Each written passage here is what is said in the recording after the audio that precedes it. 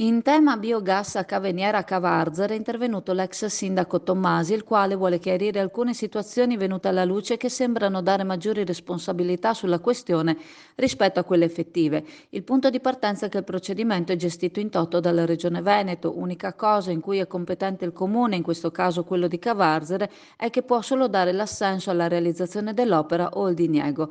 Il percorso è stato fino ad ora tenuto bloccato in quanto la questione principale, quella sotto i riflettori, quella che assorbiva le attenzioni di chiunque, era il Covid.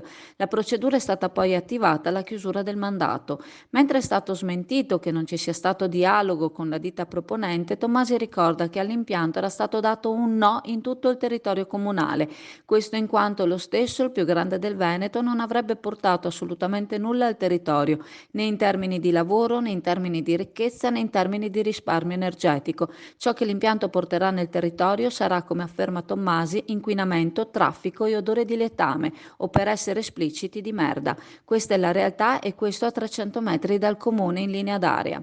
Il progetto era rimasto bloccato durante l'amministrazione Tommasi, afferma l'ex sindaco, per passare poi durante l'amministrazione Monari.